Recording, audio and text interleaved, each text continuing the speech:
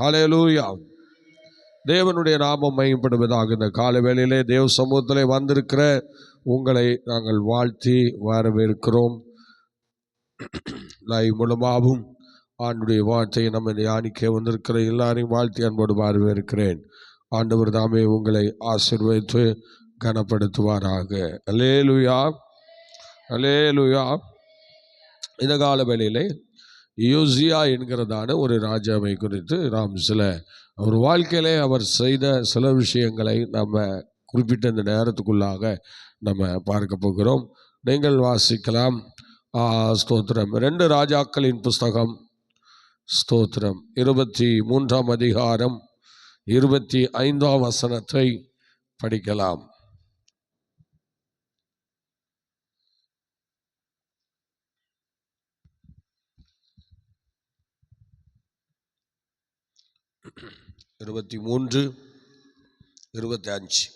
கர்த்தரிடத்திற்கு தன் முழு இருதயத்தோடும் தன் முழு ஆத்துமாவோடும் தன் முழு பலத்தோடும் மோசேயின் நியாயப்பிரமாணத்துக்கு ஏற்றபடி எல்லாம் செய்ய மனதை சாய்த்தான். அவனை போலத்த ராஜா அவனுக்கு முன் இருந்ததும் இல்லை, அவனுக்கு பின் எழும்பினதும் இல்லை.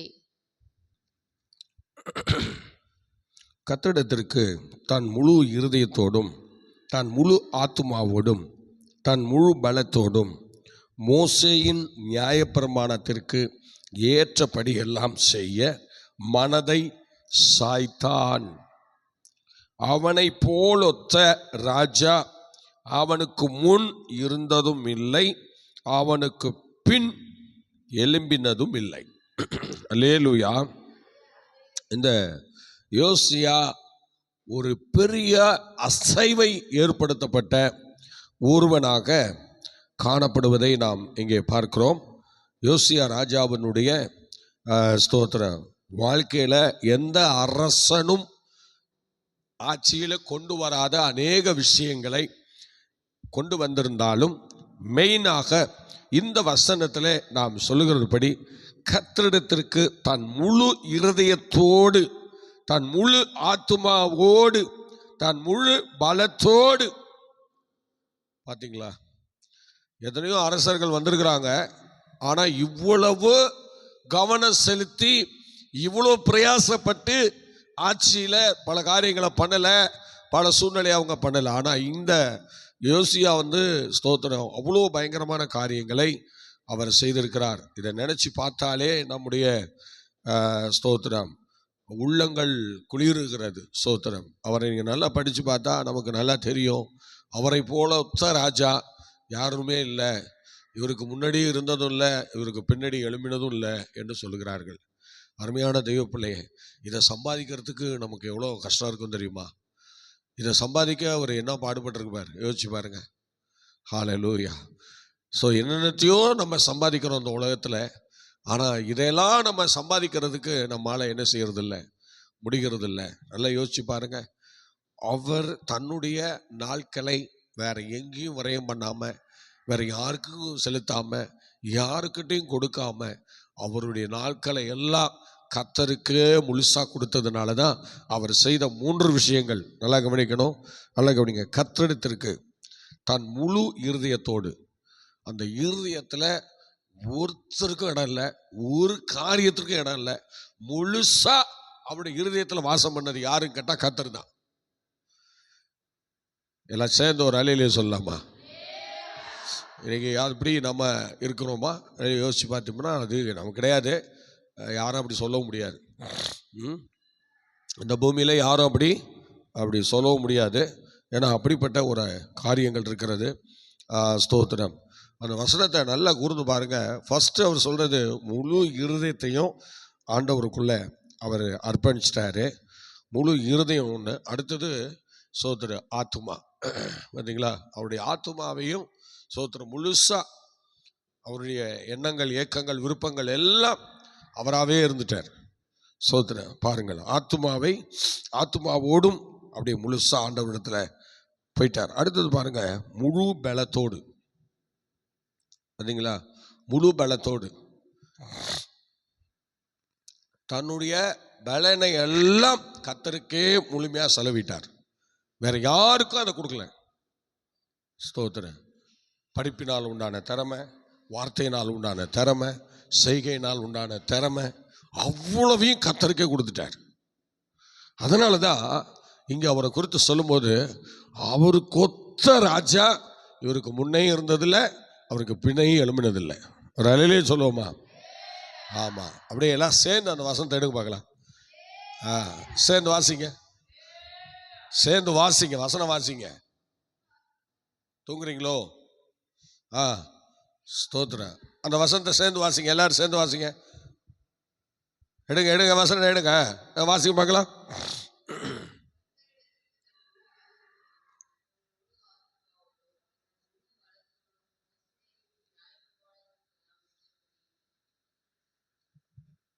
அல்லேலூயா, அல்லேலூயா, அல்லேலூயா. பார்த்தீங்களா? முழு ஆத்துமாவோடு, முழு பலத்தோடு, ஸ்தோத்திரம். இப்படி முழுசா எல்லாத்தையும் முழுசா முழுசா முழுசா ஆண்டவருக்கு சில விஷயங்களை கொடுக்கணும்னா நமக்கு அது சிரமம்தான். ஆனாலும் சிலர் ஆண்டவருக்கு கொடுத்துட்றாங்க, சிலர் ஆண்டவர் கொடுத்துட்றாங்க. ஸ்தோத்திரம்.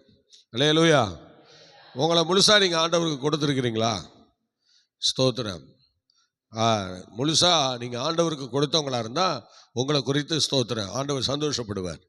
இந்த ஸ்தோத்திரம் 2 ராஜாக்களில் எரேமியாவின் காலத்தில் இவர் இவ்வளோ பயங்கரமாக வந்திருக்கிறாருன்னா ரொம்ப ஆச்சரியமாக இருக்குது. ஆமாம், ஸ்தோத்திரம். இந்த ஸ்தோத்திரம் ராஜாவை குறித்து நாம் பார்க்கும்போது, யோசியா என்று நாம் சொல்லும்போது, யோசியா என்றால் அதுக்கு அர்த்தம் இருக்கிறது. தேவன் தாபரிக்கிறார் என்று பொருள்படுகிறது. பார்த்தீங்களா? யோசியா என்றால் தேவன் தாபரிக்கிறார் என்று பொருள்படுகிறது. அது உண்மையின் வடிவு. ஸ்தோத்திரம். அவர் உண்மையான ஒரு தேவ மனுஷனாகவும் ஸ்தோத்திரம் ஒரு ராஜாவாகவும் விளங்கி இருக்கிறார். ஸ்தோத்திரம். ஏன்னா அவருடைய செயல்களை எல்லாம் தேவன் பிரியப்பட்டிருக்கிறார், தேவன் அவரோடு கூட இருந்திருக்கிறார். எவ்வளோ பெரிய ஆசீர்வாதம் பாருங்கள். அவர் ஸ்தோத்திரம் கிமு 641 610 வரைக்கும் அவருடைய சரித்திரம் இடம்பெற்றதாக இருக்கிறது. பார்த்தீங்களா? 641 முதல் 610 வரை, அப்படின்னா 610 641 வரை. ஸ்தோத்திரம். பைபிளில் வரும்போது எல்லாம் கீழே இருந்தால் மேலே போவோம். அதனால் கீழே இருந்து மேலே போகும்போது 641 610. ஆனால் மேலேருந்து வரும்போது ஸ்தோத்திரம் 610 641. அல்லேலூயா சொல்லுவோமா? ஸ்தோத்திரம். பாருங்கள், இப்படி அவர் இவ்விதமாக 31 வருஷம் அவர் ஆட்சி பண்ணியிருக்கிறார். சொல்லுங்க, எத்தனை வருஷம்? யோசியா ராஜா ஆட்சி செய்த வருஷம் எத்தனை வருஷங்க? 31 வருடம் ஆட்சி பண்ணினார். ஸ்தோத்திரம். அவர் ஆட்சி எந்த அளவுக்கு இருந்திருக்கிறது பார்த்தீங்களா? ஸ்தோத்திரம். எந்த அளவுக்கு அவர் செயல்பட்டிருக்கிறார். ஸ்தோத்திரம். ஆகவே அந்த ஸ்தோத்திரம் யோசியாவின் காலத்திலே அவரை போல ஒரு ஒத்த ராஜா ஆண்டவருக்கு கிடைக்கல. ஆனால் அவர்தான் ஆண்டவருக்காக இவ்விதமாக எல்லாவற்றையும் முழுசா முழுசா முழுசா ஆண்டவருக்கு கொடுத்து அவருடைய சன்னிதானத்திலே அவர் காணப்பட்டிருக்கிறார். அல்லேலூயா சொல்லுவோமா? அல்லேலூயா, அல்லேலூயா. தேவன் தாபரிக்கிறார். ஸ்தோத்திரம். அவருடைய எல்லா விஷயத்திலையும் கர்த்தர் தாபரிக்கிறார். ஸ்தோத்திரம். சில பேருடைய வாழ்க்கையில் ஆண்டவர் எப்போதுமே இருக்க மாட்டார். ஸ்தோத்திரம். எப்போதுமே முழுசாக இருக்க மாட்டார். முழுசாக கொடுத்தா தானே இருப்பார். நம்ம முழுசாக என்னைக்கு கொடுக்குறோமோ அன்னைக்கு ஸ்தோத்திரம் கண்டிப்பாக அவர் முழுசாக இறங்கி ஆளுகை செய்வார். உதாரணமாக வச்சுங்களேன், உதாரணமாக நம்ம பார்க்கும்போது சில வீடுகளில் வாடகைக்கு நம்ம போவோம். அப்படி வாடகைக்கு போகும்போது சில வீடுகளில் என்ன பண்ணுவாங்கன்னா, ஸ்தோத்திரம் இந்த ஒரு ரூமை மாத்திரம் நான் உங்களுக்கு கொடுக்க மாட்டேன், இதில் என்னுடைய பொருளாக இருக்கும், மற்றபடி நீங்கள் எல்லாத்தையும் யூஸ் பண்ணிக்கலாம், இந்த வீட்டில் இந்த ரூம் மாத்திரம் எங்களுக்கு வேணும் அப்படின்னு சொல்லி அந்த வீட்டுக்காரங்க அந்த ரூம் எடுத்து பூட்டி வச்சுக்குவாங்க. பார்த்தீங்களா? அப்போ அந்த வீட்டில் உள்ளவங்க குடி வரவங்க என்ன செய்வாங்கன்னா, அந்த ஒரு ரூமை விட்டுட்டு மீதி எல்லா இடத்துலையும் அவங்களுடைய ஆசீர்வாடுதல், அவங்களுடைய பராமரிப்பு, அவங்களுடைய சுத்தம், அவங்களுடைய செயல்கள் எல்லாம் எல்லா ரூம்ஸ்லையும் இருக்கும். எல்லாத்தையும் பயன்படுத்துவாங்க. அந்த ஒரு ரூமை தவிர மீதி எல்லாத்தையும் பயன்படுத்துவாங்க. ஏன்னா அந்த ஒரு ரூம் அந்த வீட்டுக்காரங்க அவங்களுக்கு கொடுக்காதனால அந்த இடத்துல அவங்க அதை என்ன செஞ்சுட்டாங்க, மூடி வச்சுட்டாங்க. அல்லேலூயா, சத்தமா சொல்லுங்களேன். அல்லேலூயா, அல்லேலூயா, சோத்திரம். ஆகவே இந்த அருமையான தேவனுடைய பிள்ளையே, நம்ம அப்படிதான் நல்லா கவனிக்கணும். நம்ம எப்போதுமே ஸ்தோத்திரம் எந்தெந்த விஷயங்களை கர்த்தருக்கு முழுசாக ஒப்படைக்கிறோமோ அவர் அந்த காரியங்களை பொறுப்படுத்தி நேர்த்தியாக நம்ம நடத்துவார். ஆனால் சில இடங்களில் நம்ம முழுசாக அவருக்கு கொடுக்கறது இல்லை. பார்த்தீங்களா, இந்த அம்மா அந்த ரூமை கொடுக்காத மாதிரி, ஒரு ரூமை கொடுக்காத மாதிரி இப்போ என்ன செய்யலை. ஆனால் கொஞ்ச நாள் கழித்து அந்த வீட்டுக்காரங்க வந்து பார்க்குறாங்க. அந்த செயல்களுக்கு கொடுத்த எல்லா ரூம்ஸும் எல்லா இடங்களையும் வந்து அவங்க பார்க்குறாங்க. ரொம்ப க்ளீனாக இருக்குது, ரொம்ப அருமையாக இருக்குங்க, ரொம்ப செயல்பட்டுருக்கு, ரொம்ப அருமையாக இருக்குது, ரொம்ப பத்திரமா வச்சுருக்குறாங்க, சுத்தமாக வச்சுருக்குறாங்க. அதெல்லாம் பார்க்கும்போது அவ்வளோ இன்ட்ரெஸ்டிங்காக இருக்குது அந்த இடத்தெல்லாம் பார்க்க. ஆனால் அவங்க ஒரு ரூம் கொடுக்க மாட்டேன் பூட்டி வச்சுருந்தாங்க பாருங்க. அதை போய் திறந்து பார்த்தா அதில் எலி சத்து கிடக்கு, நாத்தம் நாறுது, ஒரே டஸ்ட்டு, உள்ளே போக முடியலங்க. அந்த மாதிரி ஆகிப்போச்சு. இதே போலதான் சிலருடைய வாழ்க்கையில சில இடங்களை ஆண்டவருக்கு கொடுக்காம சில இடங்களை அவங்களே வச்சுக்கிட்டு சில இடங்களை மாத்திரம் கர்த்தருக்கு கொடுக்குறாங்க. அப்போ அந்த சில இடங்களை ஆண்டவர் வாங்கி என்ன பண்ணுறாரு, அந்த சில இடங்களில் மாத்திரம் அவருடைய அசைவாடுதலை அவருடைய காரியங்களை நடத்துகிறார். ஆனால் சில இடங்களில் கர்த்தர் உள்ளே போக முடியல. பார்த்தீங்களா, பூட்டப்பட்டிருக்கிறது. ஆண்டவருக்கு அங்கே வரவேற்பு இல்லை, ஆண்டவர் அங்கே அழைக்கப்படவில்லை. அதனால் அந்த சில இடங்களை அப்படியே என்ன செஞ்சிட்டாங்க, பூட்டி வச்சுட்டாங்க. இப்போ ஆண்டவர் அந்த இடத்துக்கு போக முடியாதனால இப்போ இந்த முழு ஆத்துமா, பார்த்தீங்களா என்னாச்சு, முழு ஆத்துமா முழு பலன், ஸ்தோத்திரம், இந்த முழுசாக கொடுக்குற இந்த அனுபவங்கள்லாம், இந்த முழு இருதயம் அதெல்லாம் இப்போ இல்லை. பார்த்தீங்களா, அந்த முழு இருதயத்தோடு அன்பு கூற முடியாது. ஸ்தோத்திரம், முழு இருதயத்தோடு அன்பு கூற முடியாது.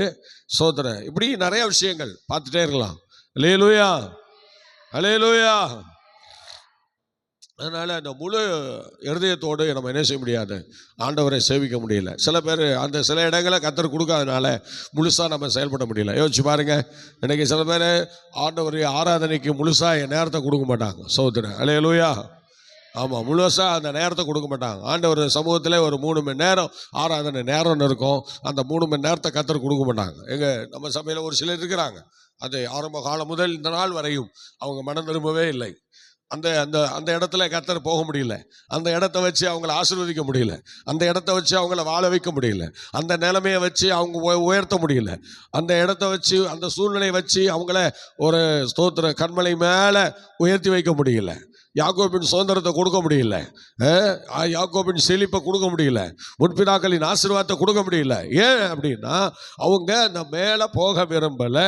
அந்த 3 மணி நேரம் ஆராதனை நேரம்னா அதை முழுசாக கர்த்தருக்கு கொடுக்கறதுக்கு இன்னைய வரைக்கும் அவருடைய இருதயம் ஆண்டவரோடு உடன்படவில்லை. சாத்தான் சொல்கிறேன், நீ போகாத, 3 மணி நேரம் போயிட்டீன்னா நான் உன்னை வெட்டுருவேன், இழந்துருவேன், அப்புறம் ஆண்டவர் முழுசாக உனக்குள்ளே வந்துடுவார். அதனால் நீ என்ன செய்ய, அந்த ஆராதனை நேரம் 3 மணி நேரம் கொடுக்காத, 1 மணி நேரத்தை கட் பண்ணு என்று சொல்லி சில பேர் ஆராதனை முடிஞ்ச பிறகு அழகாக வருவாங்க. அலையிலேயே சொல்லலாம்ல. ஆமாம், வேற என்ன பண்ணுறது, முழுசாக நம்ம எதெல்லாம் ஆண்டவர் கொடுக்கலையோ அதெல்லாம் யாருன்னா சாத்தானுடைய கண்ட்ரோலில் சிலவற்றை வைத்திருக்கிறார். அதனால் இப்போ முழு இருதயம் இல்லாமல் போச்சு, முழு ஆத்துமா இல்லாமல் போச்சு, முழு பலன் இல்லாமல் போச்சு. எல்லாத்துலேயும் இப்போ சாத்தானுக்கு ஷேர் இருக்குது. அதனால் அவன் என்ன செய்யறான், அந்த இடத்துல உட்கார்றதுனால தேவன் அந்த இடத்துல செல்ல முடியாமல், அவனை அடித்து நவுத்தி போக முடியாமல் உன் அனுமதியை கர்த்தர் எதிர்பார்க்குறான். உன்னுடைய இருதயத்தின் ஏக்கம், எண்ணம், வாஞ்சை, விருப்பங்களெல்லாம் அவர் எதிர்பார்க்குறார். உன்னுடைய விருப்பம் அதுவாக இருந்தால் தான் கர்த்தர் எல்லாத்தையும் அடித்து நொறுக்கிட்டு உள்ளே உன்னை ஆசீர்வாதம் பண்ணுவார். ஆனால் உன் விருப்பமே அப்படி இல்லையே, நம்ம விருப்பமே அப்படி இல்லையே. நம்ம என்ன நினைக்கிறோமோ அதை முடிச்சுட்டு தானே செயல்படுறோம், நம்ம என்ன பேசுகிறோமோ அதை பேசி முடிச்சுட்டு தானே மற்ற காரியங்களை பார்க்குறோம். யோசிச்சு பாருங்க, எல்லாம் நம்ம என்ன ஏக்கம் விருப்பம்லாம் முடித்த பிறகு தான் ஆண்டவருக்கு சில இடங்களை கொடுக்குறோம்.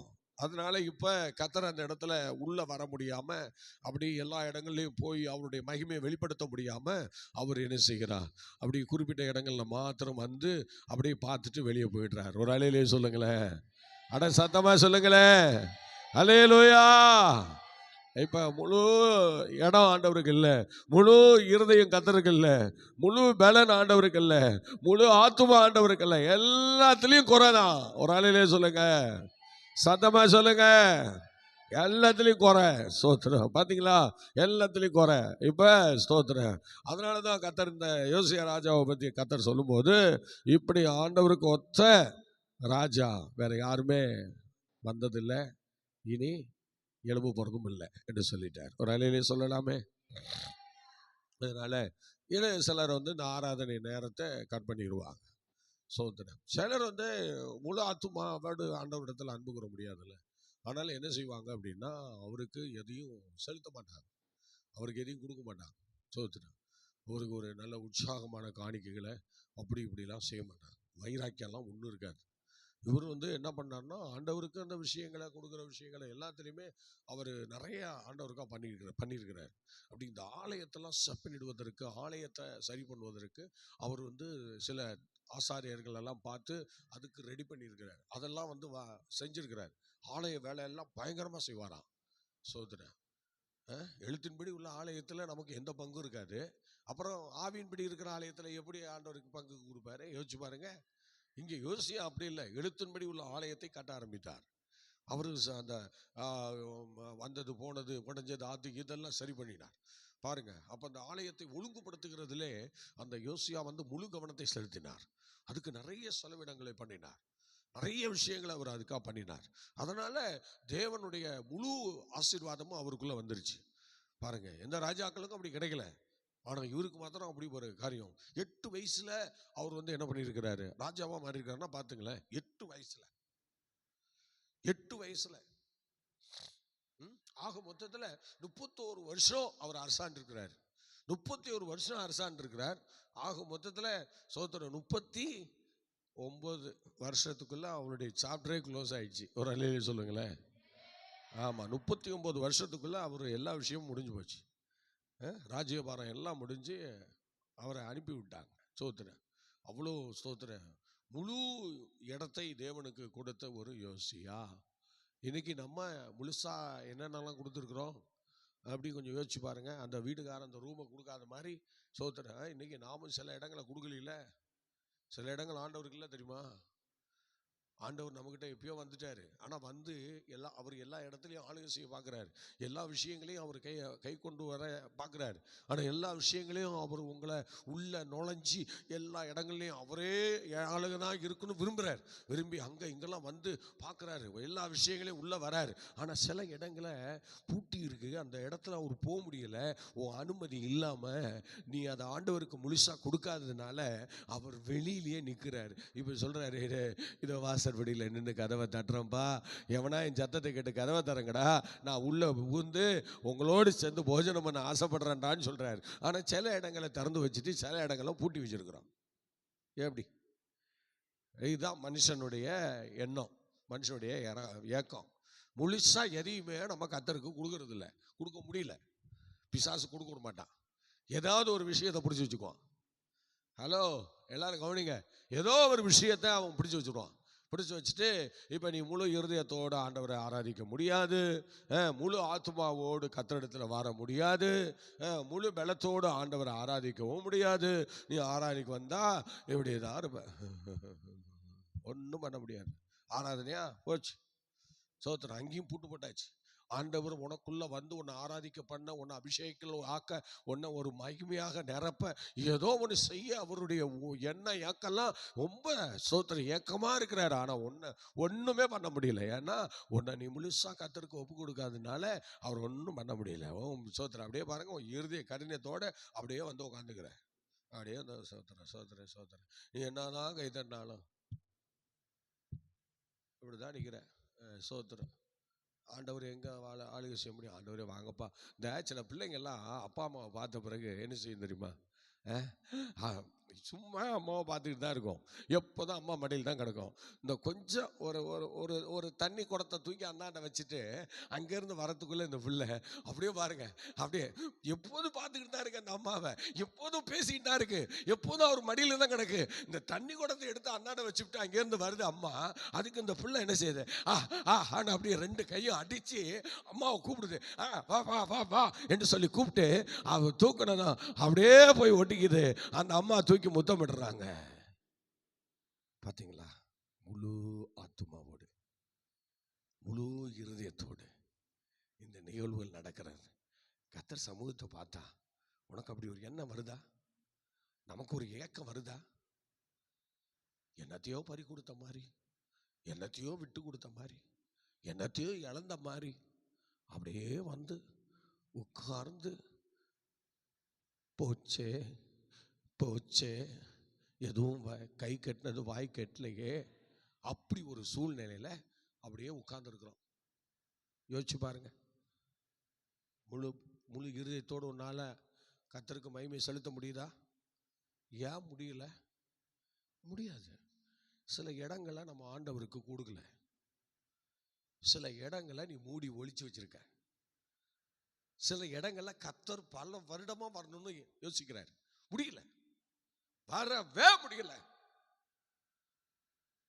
வரவே முடியல.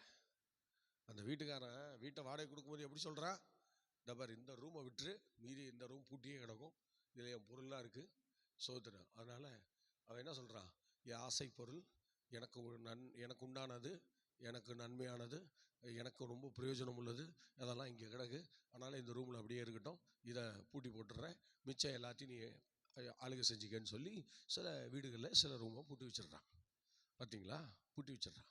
அப்படி பூட்டி வைக்கிற இடத்துல தான் ஒரு நாள் அவன் திரும்ப வந்து பார்க்கும்போது அந்த ரூம் என்ன பண்ணுது, அவன் கொடுத்த எல்லா ரூமும் நல்லா இருக்கு, அருமையாக இருக்கு, ஒரு சேதம் இல்லை, ஒரு பழுது இல்லை, சுத்தமாக அழகாக இருக்கு. ஆனால் எதையெல்லாம் அவன் கொடுக்காம பூட்டி வச்சு அளவு பார்க்கணும்னு நினைச்சானோ, அப்போ அந்த பூட்டி வச்ச ரூமை திறந்து பார்த்தா அந்த ரூம் முழுவதும் நாற்றம் எடுக்குது. ஒரே டஸ்ட், ஒட்டடை, எலி செத்து கிடக்கு, ஒரே நாற்றம், உள்ள போக முடியல. சில இடங்கள்ல கர்த்தர் போக முடியாதபடிக்கு பூட்டப்பட்டிருக்கிறது. ஒருவேளை அதை திறந்து பார்த்தா அதுல சில நாற்றங்கள் உள்ளே இருக்கிறது. அதுல ஆண்டவர் இன்னும் போக முடியல, அதற்கு ஆண்டவருக்கு இன்னும் அனுமதி கிடைக்கல. அனுமதி இல்லாம தேவன் எந்த இருதயத்திலையும் சீக்கிரமா போய் உட்கார மாட்டாருன்னு நமக்கே நல்லா தெரியும். அவரே சொல்றாரு, என்ன சொல்ற, இதோ வாசற்படியில நின்று நான் கதவை தட்டுகிறேன், எவனாவது என் சத்தத்தை கேட்டு கதவை திறந்தாதான் நான் உள்ளே போவேன் என்று சொல்லுகிறார். பாத்தீங்களா? அப்ப தேவனுடைய பிள்ளைகள் இன்னைக்கு ஏதோ ஒரு சில இடத்தெல்லாம் ஆண்டவருக்கு கொடுக்காம, ஆண்டவருக்கு ஒளிச்சு வச்சு மறைச்சு வச்சு உன்னையே கெடுத்து கொண்டிருக்கிற ஆசாமிகளே, பணம் திரும்ப மாட்டீங்களா? எல்லாத்தையும் கர்த்தருக்கு கொடுத்தா என்ன? 8 வயசுல இருந்து எல்லாத்தையும் கொடுத்து விட்டு ஆண்டவருக்கு எதின்னு ஆண்டவர்கிட்டே கிடந்தாரே, என்னென்ன வேலைலாம் செய்தார் தெரியுமா? அடி ஸ்தோத்திரம். அவர் ஒவ்வொரு முறையும் தெளிவாகும் போதெல்லாம், ஒரு ஆண்டோடைய பிரசன்னம் வரும்போதெல்லாம் ஒவ்வொரு தீர்மானம் எடுப்பார். ஒரு பிரசன்னத்தில் ஆலயத்தை பழுது பார்க்கணும்னு சொல்லி ஒரு பெரிய ஸ்தோத்திர ஆசீர்வாதத்தை ஏற்படுத்தி ஜனங்கள் மத்தியில் விழிப்புணர்வை ஏற்படுத்தினார். ஆலயத்தை பழுது பார்த்தார், எல்லாம் முடிச்சார். அப்புறம் திரும்ப பார்த்தா தேசத்துள்ள விக்கிரங்களை எல்லாம் என்ன செய்தார், அடியோடு அழிச்சார். ஸ்தோத்திரம். பார்த்தீங்களா? எல்லாம் அடியோடு அழிக்கிறார். நிறைய விஷயங்களை பண்றார், ஏதோ மாறி மாறி பண்ணிட்டே இருக்கிறார். அப்புறம் சில புஸ்தகங்களை கண்டெடுக்கிறார். ஒரு அபிஷேகம் இறங்கினதும் பல ஸ்தோத்திர பரிசுத்தவான்களுடைய சரித்திர புஸ்தகங்களை எல்லாம் கண்டெடுக்கிறார். எரேமியா அவருக்கு ரொம்ப ரொம்ப உதவியா இருக்கிறார். அந்த புஸ்தகங்களை கண்டடிச்சு அது எந்த காலத்தில் எழுதப்பட்டது, யார் யாருடைய சரித்திரம் அதில் இருக்கு என்றெல்லாம் சொல்லி பார்த்து அதை நியாயபரமான புஸ்தகங்களை கொண்டு வந்து அதை ஆலயத்தில் வாசிப்பதற்கு ஏதுவாக அதையெல்லாம் உள்ள கொண்டு வரார். அந்த ஆவியானவர் உள்ள வந்துட்டா ஏதோ ஒரு காரியத்தை செஞ்சுட்டே இருக்கணும். சில இடங்கள்ல நம்ம ஆண்டவருக்கு கொடுக்கல, அதனால இப்ப முழுசா கர்த்தர் நமக்குள்ள வரல. இதான் உண்மைங்க. ஆவிக்குரிய உலகத்துல முழுசா ஆண்டவர்கிட்ட யாரும் போகவும் இல்லை, ஆண்டவர் முழுசா யாருக்குள்ளேயும் வரவும் இல்லை. சில இடங்கள்லாம் பூட்டப்பட்டிருக்கிறது, அவர் சில இடங்களுக்குள்ள போக முடியல. சோத்துறான். உன் மனசு ஒரு பக்கம், ஆண்டவருக்கு விரோதமாக செயல்பட்டு இருக்கு. உன்னுடைய ஏக்கம் விருப்பம் எல்லாம் சும்மா பேருக்கு தான் பாட்டு பாடுவாங்க. எண்ணமெல்லாம் ஏக்கமெல்லாம் உம் சித்தம் செய்வது தானே, இப்படி சொல்லிவிட்டு போய் பேசுவாங்க. என்ன ஏக்கெல்லாம் உன் விருப்பம் செய்கிறது தான் சொல்லிவிட்டு அப்படியே போய் பேசுவாங்க. அப்படி இல்லைங்க, நான் அப்படிதாங்க அப்படின்னு சொல்லி போய் பேசுவான். புருஷன் மனைவிட்ட பேசுவான், மனைவி புருஷன்கிட்ட பேசுவா, இப்படி மாறி மாறி போய் பேசுவார்கள். என்னெல்லாம் ஏக்கெல்லாம் உன் சித்தம் செய்வது தானா? எப்படி? இப்படி ஒரு பொய்யான ஒரு அபிஷேகம், பொய்யான ஒரு காரியம். சில இடங்களில் கர்த்தர் உள்ளே போக முடியாது, பார்த்து ஒரே நாத்தம் எடுக்குங்க, அது உள்ளே போக முடியாது. ஆமாம், எப்போ அந்த நாத்தம் தொலையும் அப்படின்னு கேட்டிங்கன்னா, எப்போ நம்ம மெய் மனஸ்தாபத்தோடு நம்ம குறைய ஒத்துக்கிட்டு ஆண்டவரே என்னை மன்னின்னு சொல்லி கதறமோ, அன்னைக்கு தாங்க அந்த நாத்தம் போவோம். அவரும் உள்ளே வருவார், நம்மோடு கூட இணைஞ்சி போஜனம் பண்ணுவார், அவருடைய அமைதியை நமக்குள்ளே கொண்டு வருவார். ஸ்தோத்திரம். தேவனுடைய ராஜ்யம் புசிப்பும் குடிப்பும் அல்ல, நீதியும் சமாதானமும் பரிசுத்த ஆவியினால் உண்டாகும். அந்த சந்தோஷத்தை அன்னைக்கு தான் நமக்குள்ளே வைக்கிறாருங்க, அன்னைக்கு தான் நமக்குள்ளே வைக்கிறார். அது வரையிலும் நம்ம அநேக விஷயங்களில் ஸ்தோத்திரம் ஆண்டவருக்கு இடம் இல்லாமல் நாம் பூட்டி வச்சு நார வச்சு அதில் யாருமே நம்ம முகராதபடிக்கு, யாருமே வராதபடிக்கு, யாருமே விரும்பாதபடிக்கு சில விஷயங்களை சத்ருவானவன் நம்ம வாழ்க்கையில் கொண்டு வந்துடுறான். ஸ்தோத்திரம். அல்லேலூயா, அல்லேலூயா. பாருங்கள், இப்படிப்பட்ட யோசியா ராஜாவினுடைய வாழ்க்கையில் அவர் ஒவ்வொரு முறையும் ஒரு அபிஷேகம், ஒரு வல்லமை, ஒரு ஆசீர்வாதம் அவருக்குள்ளே வரும்போது எல்லா விஷயங்களையும் கரெக்டாக பண்ணிகிட்டே இருந்தார். ஏதாவது ஒன்று பண்ணுவார், கர்த்தருக்காக ஏதாவது ஒன்று பண்ணிகிட்டே இருப்பார். அப்படி ஒரு ஸ்தோத்திரம் கிருபை பெற்ற ஒரு மனுஷன்தான் அவர். ஸ்தோத்திரம். அவரை நீங்கள் 1 ராஜாக்களின் புஸ்தகம் 13ஆம் அதிகாரம் 2ஆம் வசனத்தில் படிச்சிங்கன்னா, அவர் தாவீது யூதாவின் வம்சத்தில் வரார். படிங்க பார்க்கலாம், வசனத்தை படிங்க. ஸ்தோத்திரம். 1 ராஜாக்கள் 13ஆம் அதிகாரம் 2ஆம் வசனம் படிங்க.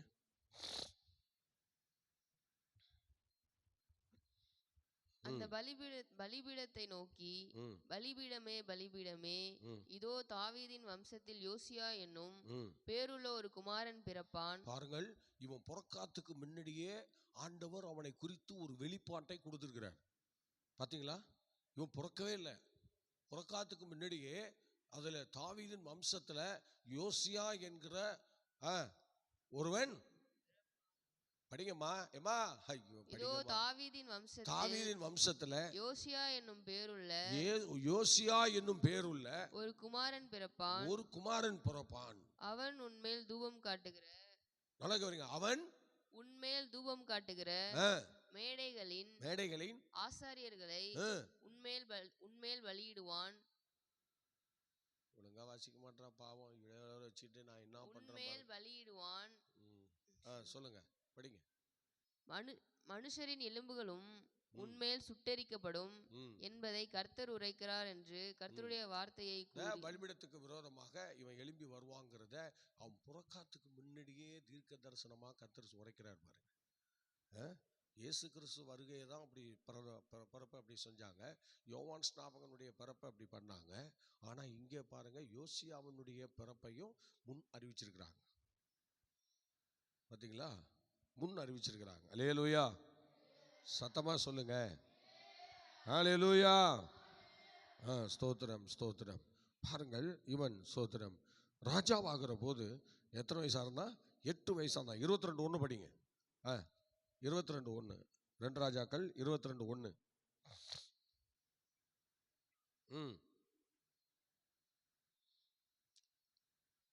2 ராஜாக்கள். யோசியா ராஜாவாகிற போது 8 வயதா இருந்தது. நல்லா கவனிங்க, யோசியா ராஜாவாகிற போது எத்தனை வயசா இருந்தான்? 8 வயதா இருந்தது. 8 வயசு, 8 வயசுல ராஜா. சோதரம், பாத்தீங்களா? 8 வயசுல ராஜாவான. 31 வருஷம் எருசலேமில் அரசாண்டான். பாருங்கள், 31 ஆண்டுகள் எருசலேமில் அரசாண்டிருக்கிறார். 8 வயசுல இருந்து 31 ஆண்டுகள். போஸ்காத் ஊரானாகிய ஆதாயின் குமாரத்தியான அவன் தாயின் பேர் எதித்தாள். அவன் தாய் பேர் என்ன? எதித்தாள். சொல்லுங்க, தாய் பேர் என்ன? சொல்லுங்க பார்க்கலாம். இன்னும் சேர்ந்து சொல்லுங்க. எபித்தாள். அடுத்தது படிங்க. அவன் கர்த்தரின் பார்வைக்கு செம்மையானதை செய்து. நல்லா கவனிங்க. எப்போதும் அவனுடைய எண்ணெல்லாம் என்னன்னா கர்த்தருடைய பார்வைக்கு செம்மையானதை செய்யணும். தன் தகப்பனாகிய தாவீதின் வழிகளெல்லாம் வலது இடதுபுறமும் விலகாமல் நடந்தான். அதாங்க நம்ம எப்போதுமே நமக்கு முன்னோர்களை நம்ம என்ன செய்ய வேண்டியிருக்கு, பார்க்கணும். முன்னோர்களுடைய காரியங்களை பார்க்கணும். தாவீதின் வழிகள் ஆண்டவருடைய காரியங்களில் ரொம்ப அருமையாக போயிட்டு இருந்தது. இண்டிவிஜுவலாக ஒரு சில தவறுகள் பண்ணாலும் அது இண்டிவிஜுவல் தவறாக போச்சு, அது குடும்ப சம்மந்தப்பட்டதாக போச்சு. அதாவது அவர் கர்த்தர் பார்த்துக்கிட்டார் விடுங்க. ஆனாலும் பாருங்க, தாவீது மற்றபடி எந்த ஒரு விஷயத்திலையும் ஆண்டவரை நிந்திக்கவோ ஆண்டவரை விடவோ எந்த ஒரு காரியத்தையும் பண்ணலை. அதே மாதிரி யோசியா ராஜாவும் அந்த காரியங்கள் எல்லாம் கரெக்டாக பண்ணார் பாருங்க. எல்லாம் ஒன்று விடாமல் தாவீது பண்ண அந்த விஷயங்களெல்லாம் அருமையாக, அந்த தாவீதுக்கு ஒத்த அந்த அனுபவம் இவர்கிட்ட நிறைய இருந்திருக்கு. சாலமோன் கூட கிடைக்கல பார்த்தீங்களா, பெத்த பிள்ளைக்கு கிடைக்கல. சோத்திரம் பார்த்தீங்களா, பெத்த பிள்ளைக்கு கிடைக்கல, ஆனால் யோசியாவுக்கு கிடைச்சிருக்கு. சோத்திரம். தாவீதினுடைய ஆசீர்வாதங்கள் யாருக்கு கிடைச்சிருக்கு, யோசியாவுக்கு கிடைச்சிருக்கு. அல்லேலூயா, அல்லேலூயா. படிங்க. நீ பிரதான ஆசாரியனாகிய ராஜாவாகிய யோசியாவின் 18ஆம் வருஷத்திலே ராஜா எல்லாம் எதுக்குமே லாய்க்கலங்கிறத நீங்க இப்படி நிரூபிக்கிறீங்க. என்ன பண்றது? சரி விடுங்க, இந்த அம்மாவுக்கு வாசிக்க தெரியல. ஸ்தோத்திரம். வேற எங்கள்கிட்ட வாசிக்கிறவங்க வேற யாரும் இல்லை. ஸ்தோத்திரம். எல்லாருக்கும் உயிர் போயிடுச்சு. ஸ்தோத்திரம். எத்தனாவது வசனம்? நானே வாசிக்கிறேன். சொல்லுங்க, எத்தனாவது வசனம்? 22:1. நல்லா கவனிங்க. யோசியா ராஜ்யமாகிற போது 8 வயதாக இருந்தான். ஸ்தோத்திரம். 31 வருஷம் எருசலேமில் அரசாண்டான். ஸ்தோத்திரம். பார்த்தீங்களா, எருசலேமில் அரசாண்டான்.